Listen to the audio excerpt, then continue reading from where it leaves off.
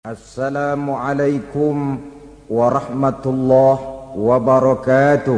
Waalaikumsalam warahmatullahi wabarakatuh. Alhamdulillah wassalatu wassalamu ala sayyidina Rasulillah sayyidina wa maulana Muhammad ibn Abdullah wa ala alihi wa sahbihi wa mawalah. La haula wa la quwwata illa billah, amma ba'du. Bapak-bapak, ibu-ibu, saudara-saudara kaum muslimin rahimakumullah. Pada pertemuan yang lalu sudah saya jelaskan bahwa hidup selalu berakhir dengan kematian. Apabila datang kematian menimpa seseorang, datanglah kiamat baginya. Itu yang disebut dengan kiamat kecil. Hakikatnya mati adalah perpindahan dari kehidupan di dunia ini menuju kehidupan di alam barzakh. Menunggu kita di alam barzakh sampai datangnya saat kiamat.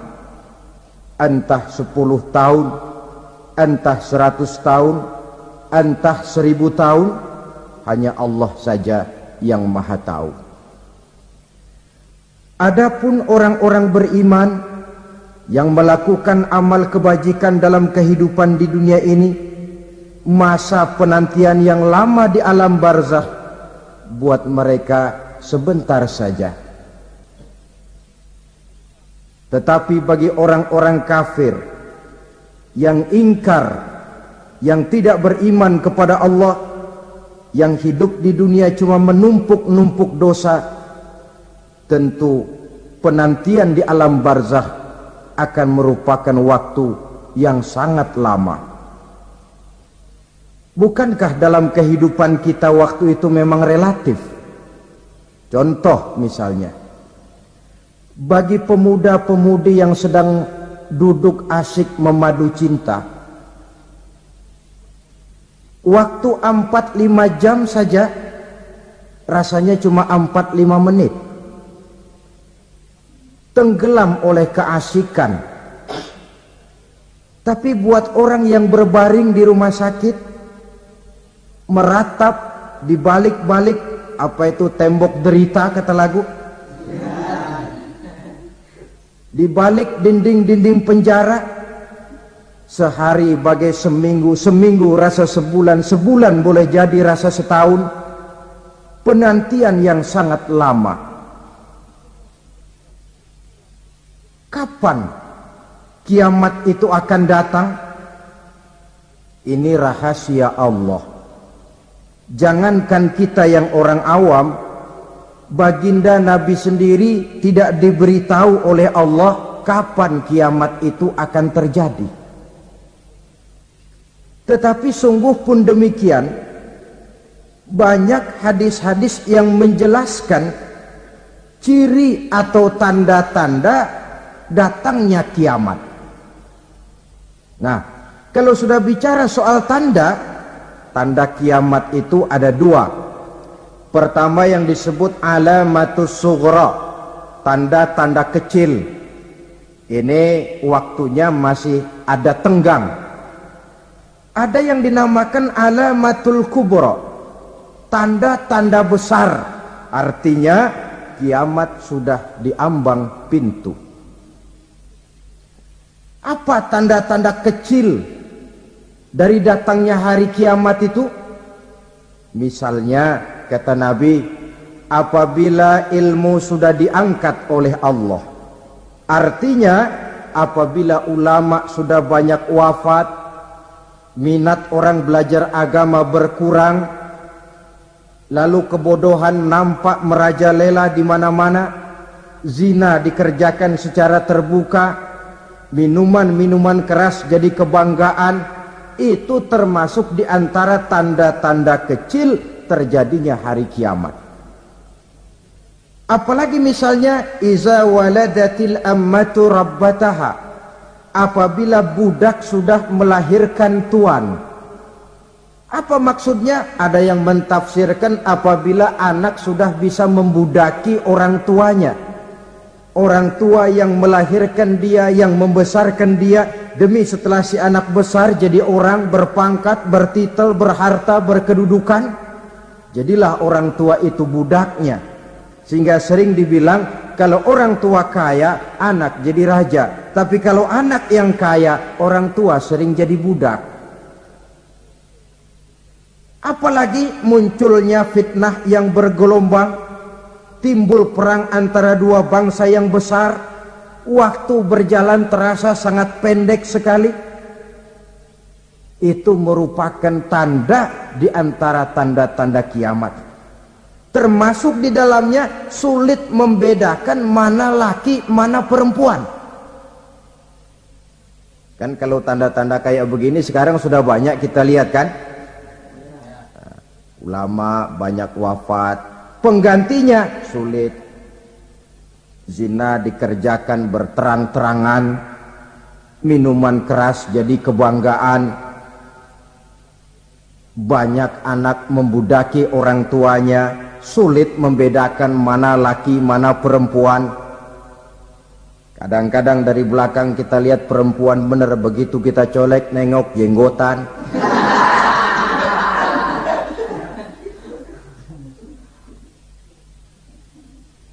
Ini termasuk tanda-tanda kecil, masih ada tenggang sampai akan terjadinya kiamat itu.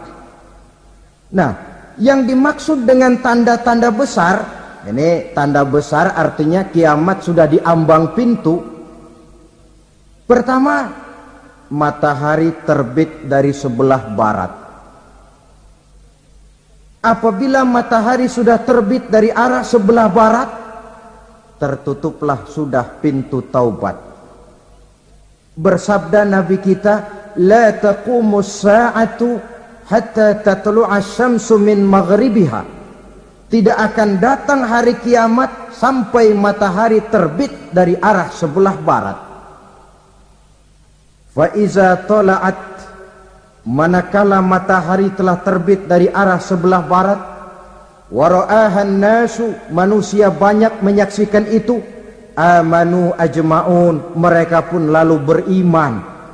Yang tadinya kafir, yang tadinya ingkar, yang tadinya membangkang, setelah melihat matahari terbit dari sebelah barat, buru-buru beriman, berlomba-lomba mengucap dua kalimat syahadat. Tapi apa yang terjadi? Kata Nabi, wadzalika hina la yanfa'u nafsan imanuha lam takun amanat min qabl. Hari itu adalah hari yang iman sudah tidak berguna lagi bagi seseorang apabila sebelumnya memang dia tidak pernah beriman. Au kasabat fi imaniha khaira, atau beriman tetapi tidak pernah melakukan kebajikan di dalam keimanannya itu. Hari yang sudah kasib, hari yang sudah terlambat, beriman tidak akan ada gunanya lagi. Ini pelajaran buat kita. Sebelum sang surya terbit dari sebelah barat, sebelum nafas sampai di tenggorokan, artinya pintu taubat masih terbuka.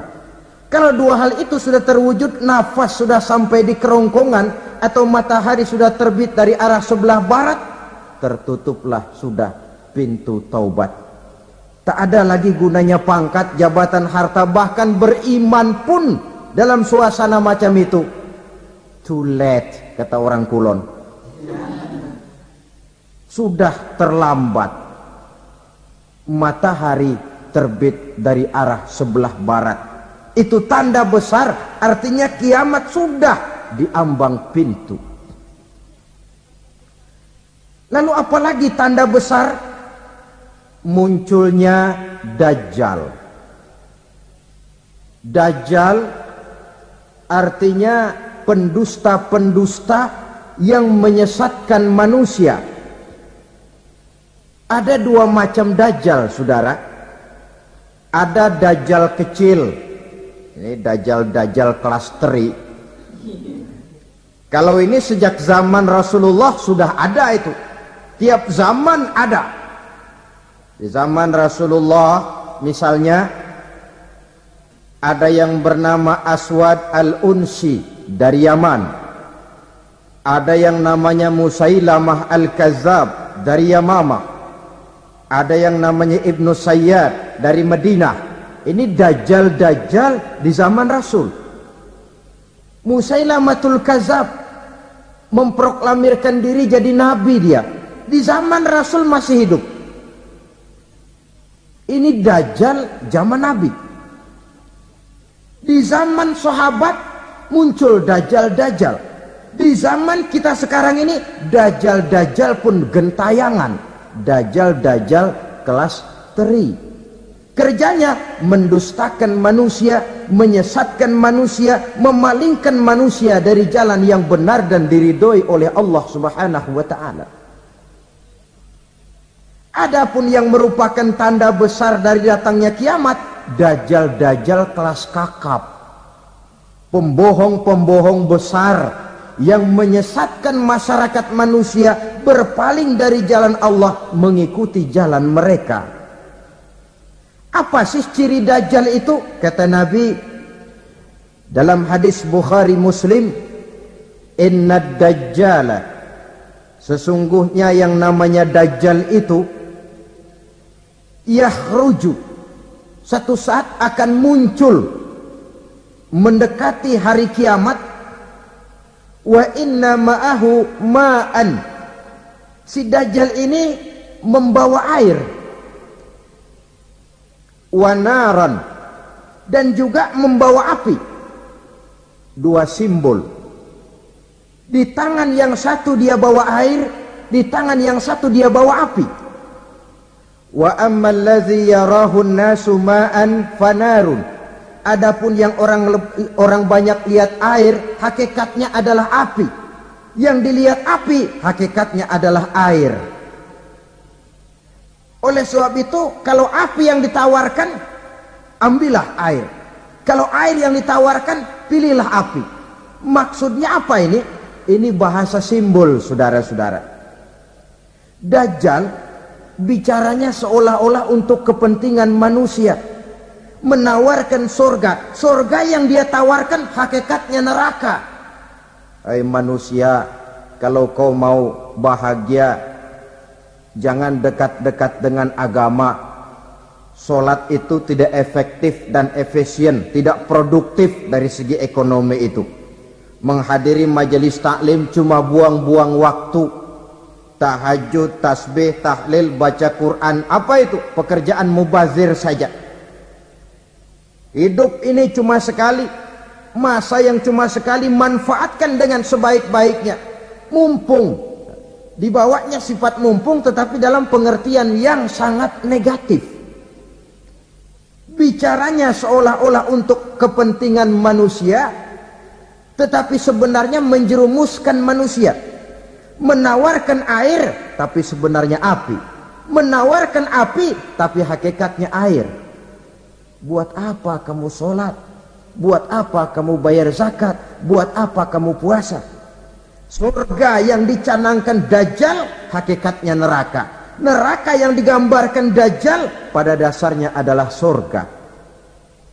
Jadi memutarbalikkan fakta itu kerjaan Dajjal. Yang hak jadi batil, yang batil dibilang hak, yang benar jadi salah, yang salah malah jadi benar. Tuntunan disuruh jadi tontonan, tontonan malah menjadi tuntunan. Itu pekerjaan Dajjal profesinya. Zamannya Nabi Adam, Dajjalnya kan iblis. Betul? Betul. Apa sih dan kerayuan iblis itu? Allah setelah menciptakan Nabi Adam kan bilang, Adam, kau dan istrimu Hawa tinggal di surga ini. Seluruh fasilitas yang ada di surga persilahkan kau nikmati. Satu yang tidak boleh, jangan coba-coba dekati pohon khuldi. Dekat saja jangan, apalagi sampai memetiknya. Datang Dajjal yang namanya iblis ini. Adam, kamu tahu nggak kenapa tidak boleh makan buah khuldi? Ya nggak tahu, pokoknya saya dilarang. Bodoh kamu Dam. Khuldun artinya kekal. Kalau kamu makan itu buah, kau akan kekal di surga buat selamanya. Allah tidak kepengen maka dilarang kamu makan buah khuldi. Kalau kau ingin kekal di surga Adam, makan saja. Saya bicara begini ini untuk kepentingan kamu Adam. Ini kan ciri-ciri Dajjal. Bicaranya sih seolah-olah untuk kepentingan Nabi Adam, hakikat sebenarnya menjerumuskan Nabi Adam supaya ingkar dan melanggar larangan dari Allah Subhanahu wa ta'ala. Jadi setelah muncul Dajjal, timbul kekacauan-kekacauan di masyarakat. Banyak yang terpengaruh, terpedaya dan terpesona, termasuk mereka yang memproklamirkan diri jadi nabi, mereka yang memproklamirkan diri jadi rasul di zaman sesudah Rasulullah wafat. Itu adalah Dajjal. Maka saya ingatkan, kalau di zaman kita sekarang ini ada orang ngaku jadi nabi, ada orang ngaku jadi rasul, biar bahasa Arabnya kental, Quran hafal, hadis ribuan hadis hafal, biar pakai serban sampai menyengser ke tanah, bahasa Arabnya fasih, tapi dia mengaku jadi nabi, jadi rasul, kita umat Islam wajib tidak percaya. Wajib untuk tidak percaya. Itulah dajjal-dajjal zaman kita sekarang ini. Tidak mustahil mereka datang mempengaruhi orang-orang awam supaya berpaling dari Rasulullah, mengikuti mereka. Nah, di akhir zaman nanti, mendekati hari kiamat, Dajjal ini muncul. Dajjal kelas kakap, menyesatkan masyarakat manusia untuk berpaling dari Islam, mengikuti seruan mereka. Apalagi di antara datangnya kiamat itu, tanda yang besar itu, turunnya Nabiullah Isa Al-Masih, putra Maryam. Menurut berbagai hadis yang sahih, Nabi Isa Al-Masih nanti akan turun lagi, tidak membawa risalah yang baru, tapi meluruskan risalah Islam ini yang telah banyak ditinggalkan oleh masyarakat. Bahkan ada hadis menjelaskan beliau akan membunuh Nabi, mematahkan kayu-kayu salib, lalu melaksanakan haji dan umrah mengikuti syariat Nabi Muhammad, bukan membawa agama baru. Menjadi semacam mujaddid, reformer, menyelamatkan manusia dari bisikan Dajjal.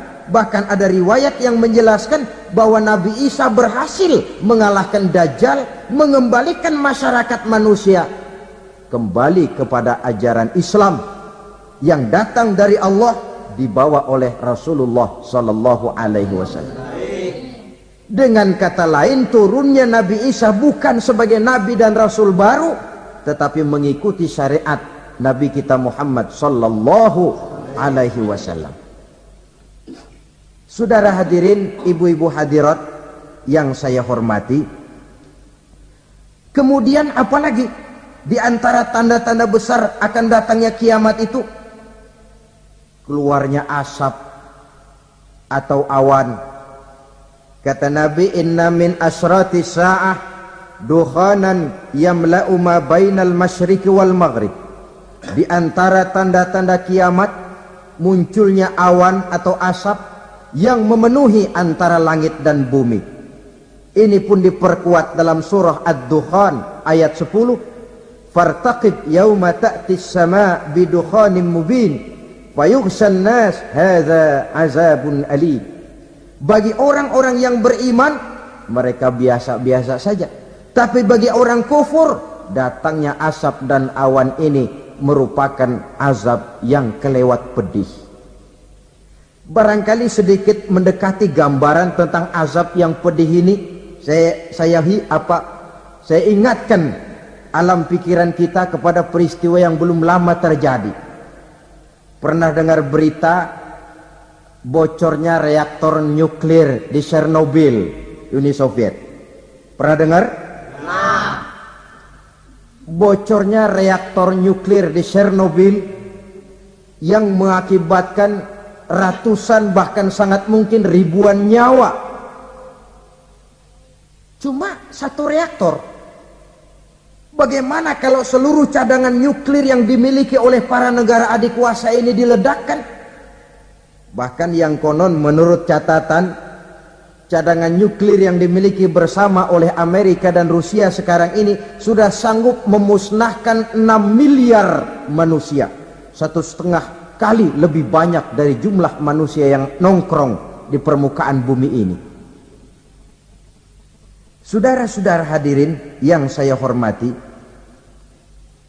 lalu saat mendekati hari kiamat, apalagi tandanya setelah Nabi Isa wafat, pada saat turunnya yang kedua kali,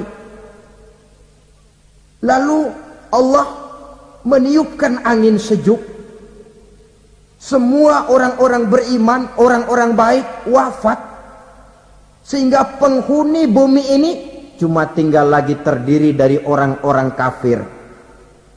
Tidak ada lagi di bumi ini yang bisa mengucapkan Allah.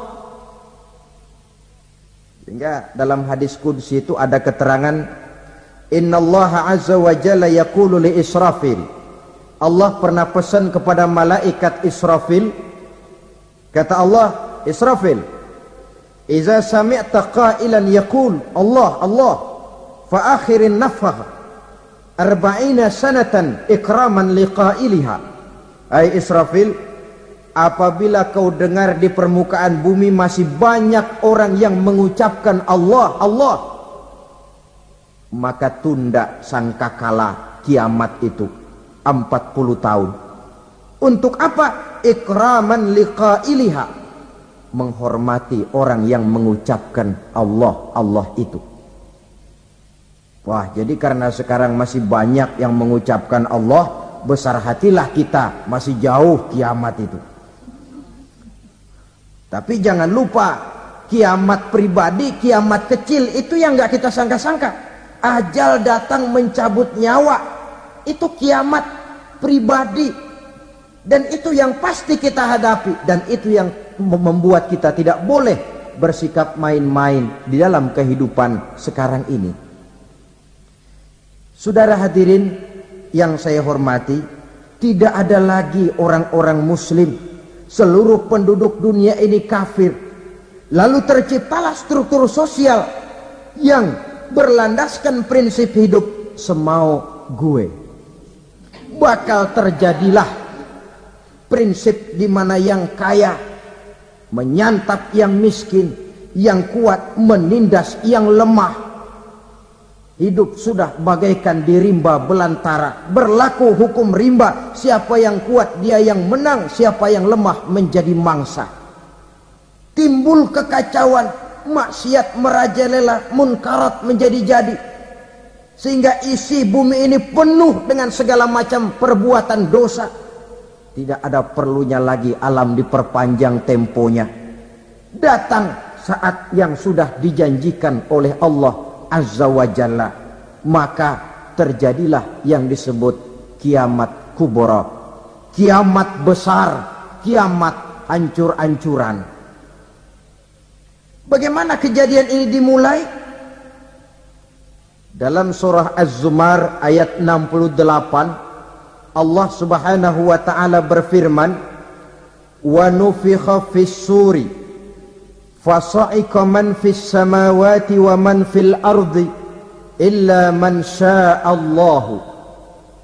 Maka manakala ditiuplah sangkakala, terkejutlah seluruh yang ada di langit dan seluruh yang ada di bumi. Bila saat kiamat datang, Allah perintah malaikat Israfil, Israfil, tiup sangkakalamu. Ditiuplah sangkakala oleh malaikat Israfil.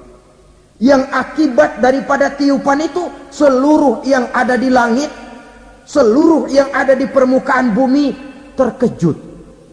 Yang ada di langit siapa? Malaikat kan. Bayangin aja kalau malaikat kaget, apalagi kita.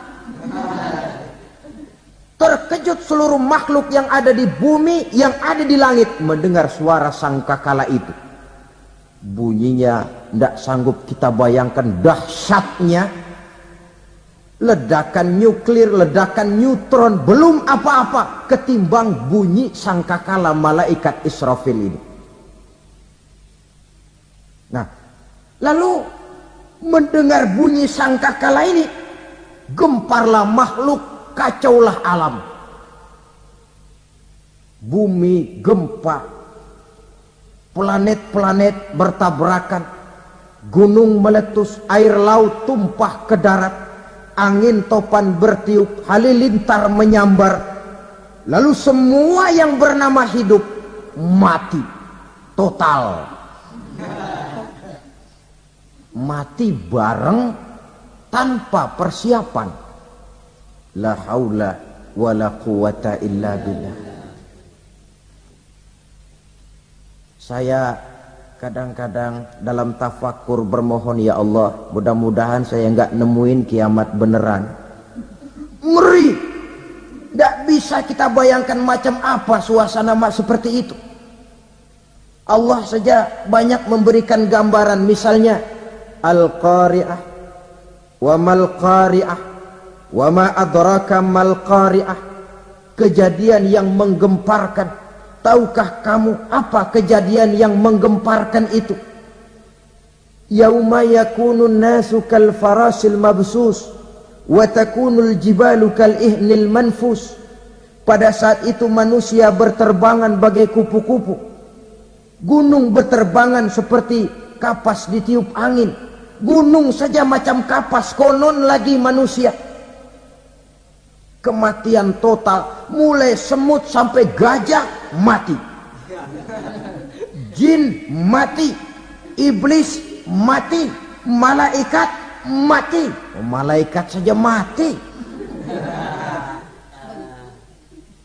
Saudara hadirin yang saya hormati, kematian total yang tanpa persiapan.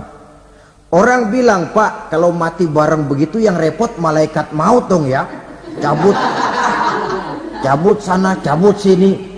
Itu kalau menurut logika kita, mestinya begitu menurut logika. Tapi logika juga yang bilang nggak perlu serepot itu. Sebab untuk mematikan listrik di wilayah DKI, di wilayah Jakarta, nggak perlu tiap rumah didatengin matiin, ya lama.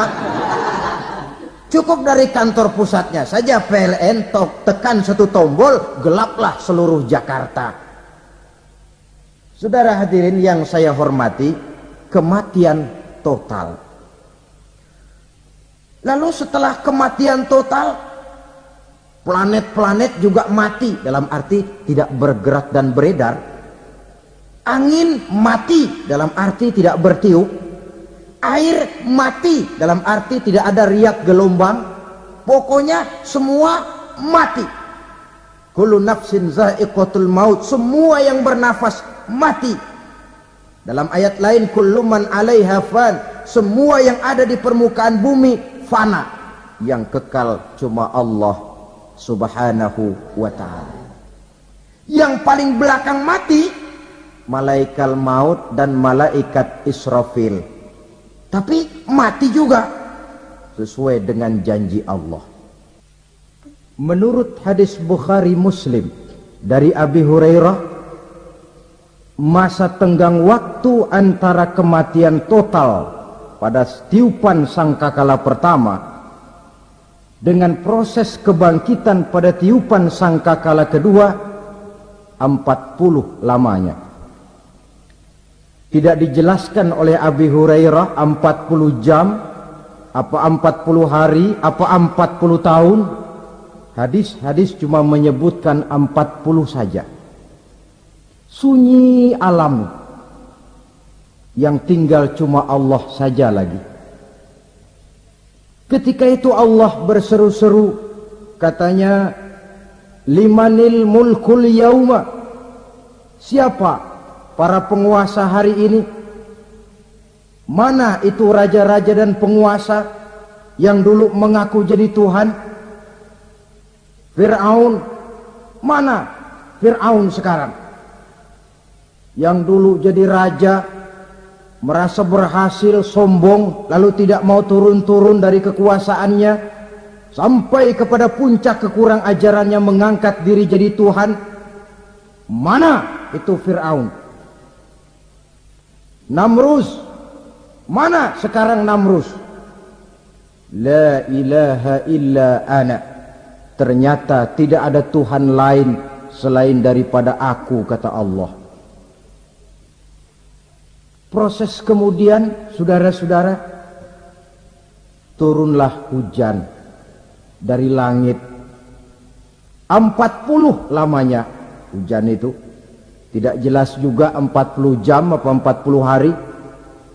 Setelah air turun membasahi, datanglah tiupan sangkakala yang kedua. Semua yang bernama mati bangkit dari kuburnya masing-masing. Ini yang disebut Yaumul Ba'thi, hari kebangkitan. Allahu Akbar. Pada saat kita bangkit dari kubur kita masing-masing, kumpul di padang mahsyar namanya. Bayangin aja, saya sendiri nggak sanggup bayangin. Manusia sejak zaman Adam sampai zaman kiamat kumpul bareng di tempat sama. Berapa banyaknya itu?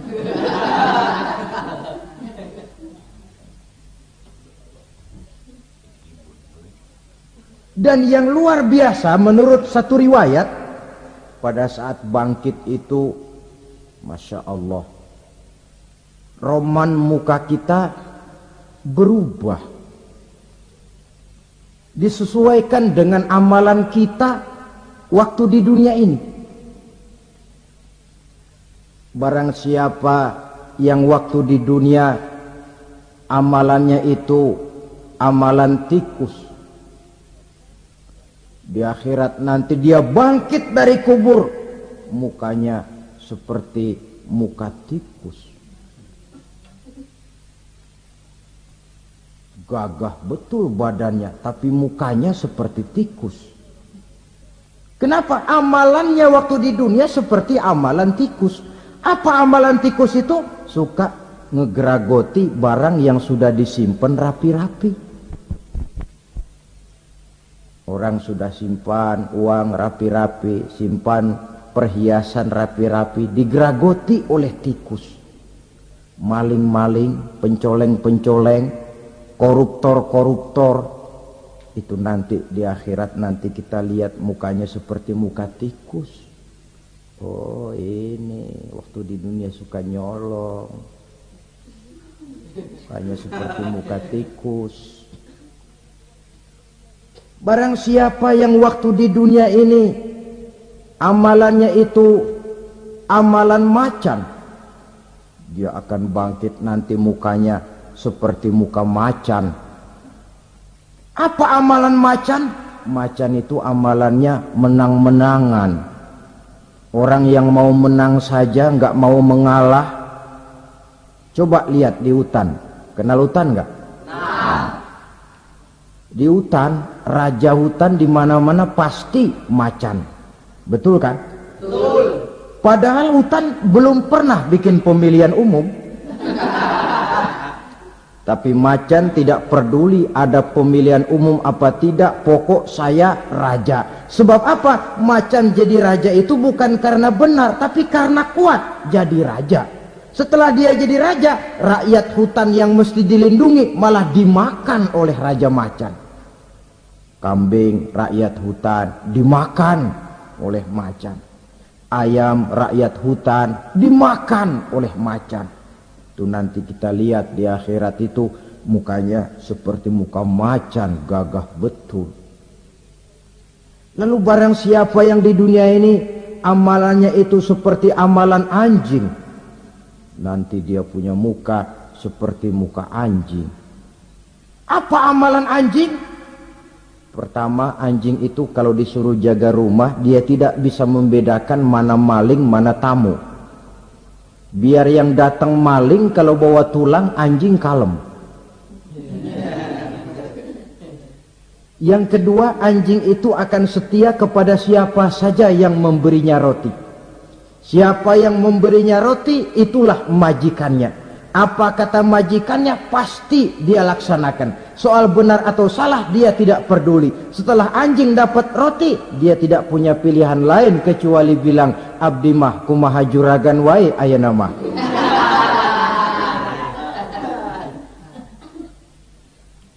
Saudara hadirin yang saya hormati, berkumpul di padang mahsyar, tiap orang sibuk dengan persoalannya masing-masing. Matahari waktu itu didekatkan oleh Allah, panas luar biasa. Ada yang saking panasnya itu mencucurkan peluh keringat sampai sebatas mata kakinya. Ada yang keringatnya sampai sedengkulnya, ada yang keringatnya sampai sepusatnya, ada yang keringatnya mengalir sampai sebahunya, ada yang kelelap oleh keringatnya sendiri, sementara orang di sampingnya enggak apa-apa. Bergantung lagi amalan dia waktu di dunia ini. Saudara-saudara, sebagian orang dalam kepanikan padang mahsyar berombong-rombong datang mereka menghadap Nabi Adam. Ya Adam, anta abal bashar. Hai Adam, Tuhan adalah bapak moyang manusia. Kami sebentar lagi akan disidang, dimintakan pertanggungan jawab. Tolonglah kami, hai Adam. Kata Nabi Adam, jangankan nolongin sampean, saya sendiri tanggung jawab di hadapan Allah ketika dulu tidak boleh makan khuldi, saya serobot. Sudahlah, urus diri masing-masing saja, nafsi. Begitu kata Nabi Nuh, begitu kata Nabi Ibrahim. Tiap orang bertanggung jawab sendiri-sendiri. Ketika itulah saudara-saudara, nikmatnya menjadi umat Nabi besar Muhammad sallallahu alaihi wasallam. Sebab apa? Walaupun menurut abjad kita ini umat paling belakang, kan paling belakang kita ini toh, karena Nabi Muhammad adalah Nabi akhir, tapi akan dihisap lebih dulu, lewat di atas sirat lebih dulu, masuk surga lebih dahulu ketimbang umat-umat belakangan. Ketika Rasul mendekati ajal, beliau tanyakan itu kepada malaikat Jibril. Malaikat Jibril berkata, Muhammad jangan khawatir, Allah sudah berjanji, inni haramtul jannata ala sairil anbiya hatta tadkhulaha anta, wa haramtuha ala sairil umami hatta tadkhulaha ummatuka. Surga aku haramkan buat seluruh nabi kecuali kalau engkau Muhammad sudah masuk ke dalamnya, dan surga aku haramkan buat seluruh umat kecuali kalau umatmu Muhammad sudah masuk ke dalamnya. Logikanya, walaupun menurut abjad kita umat paling belakang, bakal dihisap paling dulu, lewat di atas sirat paling dulu, masuk surga paling dulu, kalau mampir ke neraka juga paling dulu. Ya resiko. Jangan mau enaknya aja paling dulu. Saudara hadirin yang saya hormati, setelah masa kebangkitan itu jangan dikira begitu bangkit langsung diperiksa, masih menunggu menanti ribuan tahun perhitungan padang mahsyar untuk sampai kepada proses yang disebut yaumul hisab, hari perhitungan. Seorang demi seorang bakal dipanggil. Bayangkan saja, kita se-RT saja di absen, kadang-kadang perlu waktu lama. Ini manusia sejak zaman Nabi Adam sampai datang hari kiamat, satu demi satu disidang di hadapan Qadhi Rabbul Jalil. Status sosial copot sudah waktu itu. Yang pernah jadi hartawan di situ tidak lagi kelihatan kehartawanannya. Yang pernah jadi jenderal tidak lagi dipanggil jenderalnya. Yang ustadz tidak lagi dipanggil al-mukarramnya. Seluruh status sosial selesai. Dipanggillah kita seorang demi seorang menghadap Qadhi Rabbul Jalil. Bagaimana proses penghisaban itu? Pertama, proses tanya jawab. Di antaranya ada hadis menyatakan lan tazula qadama 'abdin yaumal qiyamah hatta yus'ala an arba'i khisalin. Besok di hari kiamat tidak akan bergeser telapak kaki seorang hamba sampai dia ditanya lebih dulu tentang 4 persoalan. Tentang ilmunya. Kemana ilmu itu diamalkan? Tentang umurnya. Di mana umur itu dihabiskan? Tentang masa mudanya. Kemana masa muda itu dipakai? Tentang hartanya. Dari mana harta itu didapat dan kemana harta itu dibelanjakan. Ini termasuk proses tanya jawab. Jadi kalau istilah pengadilan dunia, nama Fulan bin Fulan. Kamu waktu di dunia diberikan umur panjang untuk apa? Pernah mengalami masa muda, kemana kau habiskan masa remajamu? Kau diamanahkan ilmu, dengan apa ilmumu kau amalkan? Kau diberikan harta, dari mana harta kau dapat, kemana kau belanjakan? Tak seorang pun yang bisa mungkir. Sebab apa? Dikala itu yang menjadi saksi bukan orang. Yang menjadi saksi adalah seluruh anggota badan kita. Tangan bicara, kaki jadi saksi terhadap seluruh amalan yang pernah kita kerjakan pada saat kehidupan di alam dunia ini. Selesai proses tanya jawab, lalu diperlihatkan buku catatan kita waktu hidup di dunia ini. Jangan lupa Allah itu menyiapkan 2 superkomputer kepada kita. Sebelah ditempelin sebelah kanan, yang sebelah tempelin di sebelah kiri. Komputer itu namanya Raqib dan Atid. 2 malaikat yang apabila baik kita lakukan, refleks saja akan menulis kebajikan kita. Jahat kita kerjakan, akan tertulis. Catatan itu nanti diperlihatkan kepada kita. Waduh, alangkah malunya pada saat diperlihatkan catatan kita, buku rapot kita merah melulu. Barangkali diperiksa sambil diomelin, brengsek lo. Buku merah melulu begini, bagaimana waktu hidup di dunia?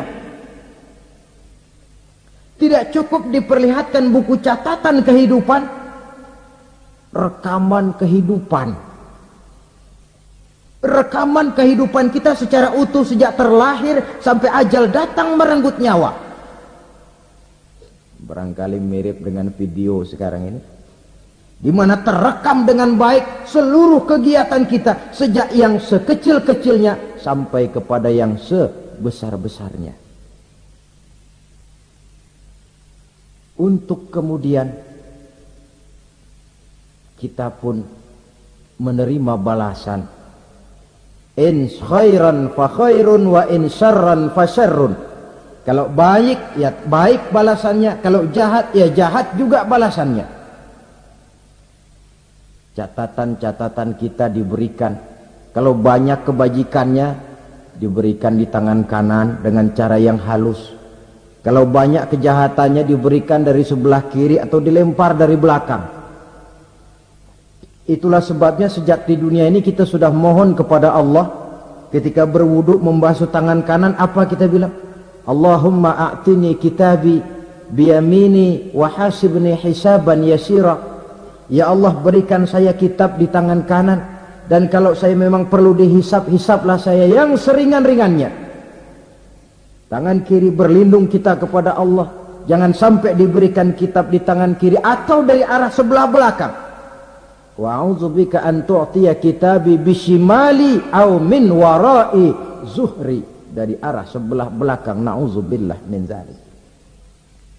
Setelah selesai lewat proses penghisaban, lewat mizan, timbangan, maka yang sudah selesai dihisab itu bergeraklah menuju sirat, jembatan yang terbentang menuju surga melalui neraka. Saudara-saudara, panjangnya perjalanan sirat itu memakan waktu ratusan tahun. Tetapi orang yang lewat di atas sirat pun macam-macam bergantung amalannya ketika di dunia ini. Ada yang lewat di atas sirat itu kal barqil khatib, seperti kilat yang menyambar, lep, sudah sampai dia di surga. Cepat bukan main. Ada yang lewat di atas sirat itu seperti orang lari-lari. Ada yang lewat di atas sirat itu seperti orang jalan biasa. Ada yang sambil merangkak, ada yang sambil ngesor, ada yang sambil gelayutan. Ada yang selamat sampai ke ujung ke surga, ada yang tergelincir jatuh masuk ke dalam neraka, bergantung amalannya dalam kehidupan di dunia sekarang ini. Tiap kita akan melewati yang namanya sirat ini. Saudara-saudara kaum muslimin yang saya hormati, dengan demikian mereka yang selamat melalui sirat sampai ke terminal akhir surga, mereka yang ketika dihisab ternyata banyak kejahatannya daripada kebaikannya, mereka singgah di dalam neraka. Nah, adapun orang-orang yang beriman menurut ayat Quran dan hadis Nabi itu nanti ada bermacam-macam. Ada orang beriman itu yang dimasukkan surga. Ada orang beriman itu yang dimasukkan ke dalam surga. Ada orang beriman itu yang disebut penduduk surga. Kenapa lain-lain, Pak? Karena waktu di dunia amalannya juga lain-lain. Ada orang beriman yang masuk surga. Ini paling murah tiketnya. Mau masuk surga? Kata Nabi begini, ma min abdin qala la ilaha illallah thumma mata ala dhalik illa dakhalal jannah. Kalau seorang hamba sudah mengucap dua kalimat syahadat, dia yakin dengan kebenaran kalimat itu sampai matinya, orang itu akan masuk surga. Abi Dzar yang waktu itu diajak bicara heran, ya Rasul kok gampang betul? Iya, walaupun orang itu mencuri, iya, walaupun orang itu berzina, iya, biar dia mencuri, biar dia berzina, kalau dia sudah mengucap dua kalimat syahadat, dia yakin dengan kebenaran kalimat itu sampai matinya, itu orang akan masuk surga. Jadi masuk surga cukup dua kalimat syahadat, yakin sampai mati, masuk surga. Itu perkara masuk. Tapi kalau pertanyaannya diterusin, masuknya kapan, Pak? Nah, ini lain lagi urusannya. Sebab ada yang masuknya itu langsung, ada yang mampir dulu. Di sana tempat cuma dua, kalau tidak surga, neraka. Mau ke surga tapi mampir dulu, yang mampirnya jelas di neraka. Kenapa? Dalam hadis qudsi ada riwayat, nanti itu di akhirat, setelah Allah selesai mengatur penduduk surga masuk surga, yang neraka masuk neraka, Allah berkata kepada malaikat Malik, malaikat Malik, labaik ya Allah, itu bajingan-bajingan tengik, manusia-manusia durjana yang waktu di dunia tidak mau sujud, jauh dari ulama, gemar melakukan yang munkarat dan maksiat, hidup di tengah masyarakat selalu jadi bibit keonaran, kufur, sudah masuk neraka semua. Sudah ya Allah. Nah, kalau sudah, coba sekarang kamu masuk, Malik. Saya, iya, masuk neraka. Mau apa ya Allah? Kata Allah, akhriju minan nar man kana fi qalbihi misqala habbatin min khardalin min iman. Kau masuk neraka, cari di dalam neraka orang-orang yang ada imannya walaupun kecil sebesar biji zarah, angkat mereka keluar. Masuk malaikat Malik ke neraka, cari orang yang ada imannya, korek-korek. Ya repot, udah pada gosong.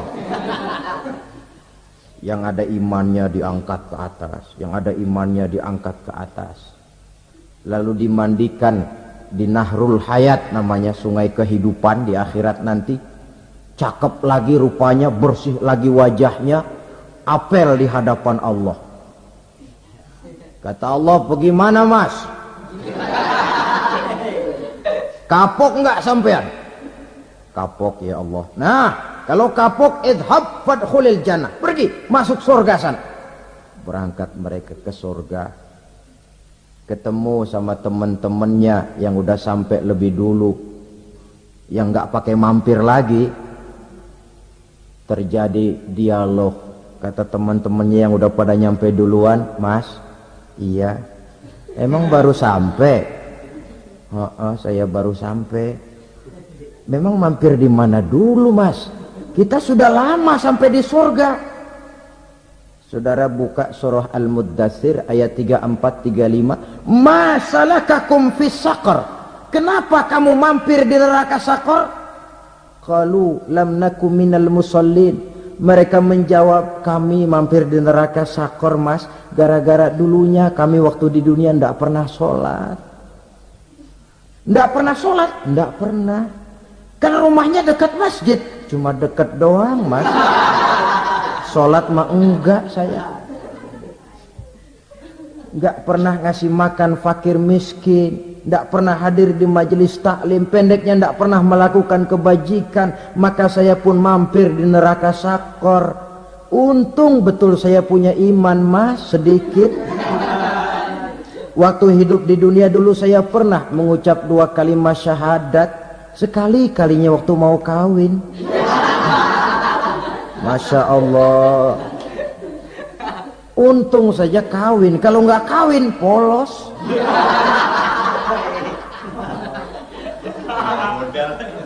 Itu juga pengulu sudah setengah mati ngajarin. Asyhadu alla, asyaduaan, asyaduaan.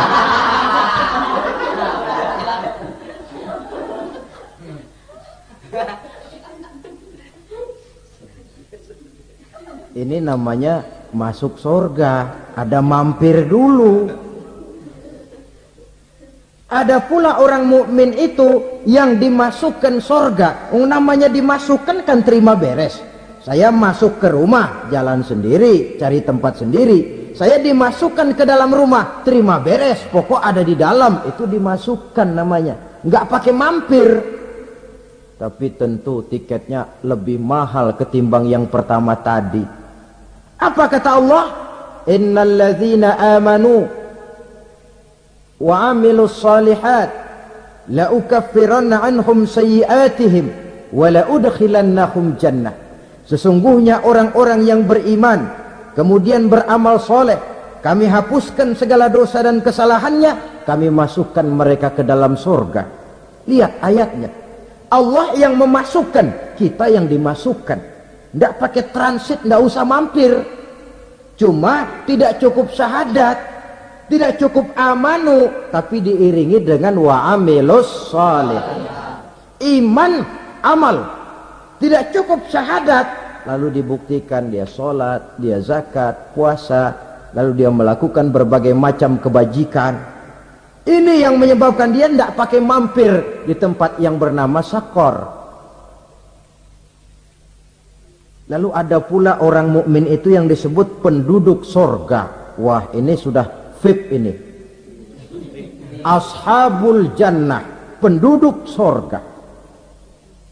Siapa mereka? Kata Allah, innal ladzina amanu summa istaqamu fala khaufun 'alaihim wala hum yahzanun ulaika ashabul jannah hum fiha khalidun. Sesungguhnya orang-orang yang beriman lalu istiqamah, tetap dalam melaksanakan perintah Allah, tidak goyah, tidak labil tapi stabil, istiqamah, mereka tidak takut dan tidak bersedih hati. Merekalah penduduk surga. Iman, istiqamah. Tidak punya duit, sembahyang. Banyak duit, sembahyang. Miskin, sembahyang. Kaya, tetap sembahyang. Istiqomah. Kadang orang kalau susah rajin ke masjid, banyak duitnya ngelihat masjid melengos. Itu yang dibilang waktu miskin hamba Allah, setelah kaya jadi hamba harta. Bergeser, tidak ada nilai istiqomahnya. Saudara-saudara, dengan begitu penduduk neraka itu dua. Ada penduduk permanen, ada penduduk yang semi permanen. Yang semi permanen orang-orang beriman yang mempunyai dosa besar. Mereka masuk ke neraka untuk menerima azab sesuai dengan dosanya. Bila selesai masa azab itu, mereka akan diangkat untuk ditempatkan kembali ke dalam surganya Allah Subhanahu wa ta'ala. Nah, dikala itulah saudara-saudara, ada yang disebut syafaat dari Rasulullah Sallallahu Alaihi Wasallam. Tapi tentu jangan lupa, syafaat ini ibarat kain menambal dia. Kita punya kain bolong-bolong sedikit, syafaat yang menambal. Solat kita ada kurang dikit, sedekah kita ada campur riak dikit, amalan kita ada tidak karena Allah dikit. Kita berharap syafaat. Jadi biarlah kain masih bolong-bolong, yang penting punya kain. Tapi kalau kainnya tidak ada, yang ditambal apanya? Sholat tidak, puasa tidak, zakat tidak, berharap syafaat saja. Ya, terlalu berlebihan itu. Saudara hadirin yang saya hormati, apabila selesai proses penghisaban, proses penghitungan, maka dikala itulah manusia terbagi dalam dua kelompok besar. Fariqun fil jannah wa fariqun fis sa'ir. Sekelompok orang-orang beruntung yang masuk ke dalam surga, dan sekelompok lagi masuk ke dalam neraka.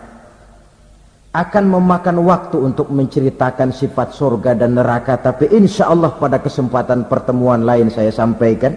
Namun sebagai gambaran umum cukuplah saya sampaikan sebuah hadis qudsi. Allah jelaskan, a'dadtu li'ibadiyas salihin ma la 'ainun ra'at wa la uzunun sami'at wa la khatara fi qalbil bashar. Aku sediakan buat hamba-hambaku yang soleh, yang tidak pernah terlihat oleh mata, tidak pernah terdengar oleh telinga, dan belum pernah terdetik dalam hati manusia. Jadi kenikmatan surga belum pernah dilihat mata, belum pernah didengar telinga, belum pernah terdetik dalam hati. Pedihnya azab neraka belum pernah terlihat mata, belum pernah terdengar telinga, belum pernah terdetik dalam hati. Saudara hadirin yang saya hormati, oleh karena itu sebagai uraian akhir daripada kiamat ini, marilah sama-sama kita memanfaatkan hidup dengan sebaik-baiknya, supaya jangan timbul penyesalan di hari kemudian nanti. 7 macam perkara yang merusak akidah dan keimanan, merusak amal perbuatan yang sudah kita kerjakan, merusak sendi-sendi kehidupan sosial, pendek kata merusak segala hal di dalam kehidupan kita. Jauhilah olehmu 7 macam perkara yang merusak. Yang pertama, asyirku billah, menyekutukan Allah Subhanahu wa ta'ala.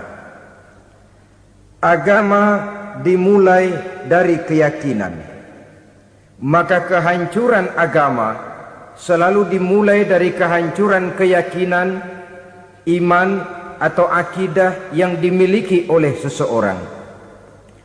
Dan untuk menghancurkan nilai-nilai iman yang kita miliki ini, orang rasanya tidak akan menghantam kita dengan peluru kendali. Orang tidak akan mengirimkan nuklir ke sini. Orang tidak juga akan mengirimkan satuan militernya ke sini. Untuk menghancurkan nilai-nilai iman, dibanjiri kita dengan paham-paham yang merusak dan mendangkalkan akidah. Baik ia bernama materialisme, baik ia bernama sekularisme, baik ia bernama banjirnya maksiat dan munkarat, baik ia bernama banjirnya peradaban dan kebudayaan yang menghancurkan moral daripada anak-anak kita. Sedikit demi sedikit melenturkan dan melunturkan nilai-nilai keimanan kita untuk kemudian pada waktunya nilai iman itu akan bertukar dan berganti menjadi nilai syirik kepada Allah Subhanahu wa taala. Atau pada sisi lain menjadikan yang selain Allah sebagai tujuan akhir daripada kehidupan kita. Sedangkan kita sama-sama maklum bahwa di dalam pandangan agama Islam, dosa yang tidak berampun, dosa yang terbesar, termasuk dalam kategori bapak moyangnya dosa, tidak lain adalah syirik, yakni menyekutukan Allah Subhanahu wa ta'ala. Pola penghancuran iman ini memang berstrategi. Ditawarkan kita kepada paham materialisme, paham kebendaan, di mana otak menempati urutan sebagai ranking pertama, Tuhan jatuh pada urutan kedua. Lalu menyusul kepada paham sekularisme, Allah dipisahkan dari seluruh kegiatan hidup ini, untuk pada gilirannya menjadikan yang selain Allah sebagai tujuan akhir daripada seluruh kegiatan hidup kita. Oleh karenanya, kewajiban menjaga nilai-nilai iman ini merupakan kewajiban yang mulia tetapi berat, tidak hanya untuk kita, tetapi juga bagaimana mewariskannya kepada anak-anak kita, generasi yang akan datang. Orang-orang tua bijaksana yang diceritakan di dalam Al-Quran, kalau sudah berpikir tentang anak-anaknya, pertanyaan yang paling mereka risaukan ialah, ma ta'buduna min ba'di. Anakku, kalau pada satu saat aku, ayahmu sudah tidak ada lagi di dunia ini, meninggalkan kamu semua, ma ta'buduna min ba'di, apa yang akan kamu sembah nak? Jikalau sekarang ayahmu masih mau ke masjid, masih mau melakukan rukuk dan sujud, masih beribadah menyembah Allah Subhanahu wa ta'ala, kalau orang tuamu sudah tidak ada, ma ta'buduna min ba'di, masihkah engkau mau datang ke masjid? Masihkah engkau mau rukuk dan sujud? Masihkah engkau mau menyembah Allah Subhanahu wa ta'ala? Pertanyaan ini yang dipikirkan oleh Nabi Yakub kepada putra-putranya. Pertanyaan ini yang diteruskan oleh Nabi Ibrahim kepada anak-anaknya. Pertanyaan ini yang diwariskan oleh generasi ulama'us salafus saleh kepada para generasi berikutnya.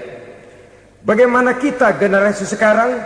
Kita orang-orang tua sekarang bukan berfikir ma ta'buduna min ba'di, malah yang kita fikirkan ma ta'kuluna min ba'di. Kalau bapak tidak ada nanti kamu makan apa nak? Perkara kamu nyembah apa? Urusan nomor 18. Yang penting kamu nanti hidup bisa makan nak. Maka kita sibuk mewariskan harta kepada anak-anak kita. Kita sibuk mewariskan kebun dan tanah kepada anak-anak kita. Kita sibuk mewariskan pabrik kepada anak-anak kita, sementara kita lupa mewariskan intan yang paling mahal, mewariskan mutiara yang paling berharga, yaitu nilai iman kepada Allah Subhanahu wa ta'ala.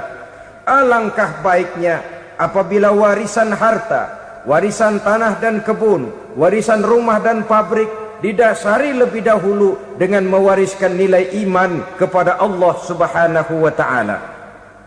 Sebagai orang-orang tua, kita boleh bersedih kalau anak kita tidak mengerti komputer. Kita boleh bersedih kalau anak kita tidak mengerti matematika. Kita boleh bersedih kalau anak kita tidak mengerti bahasa Inggris.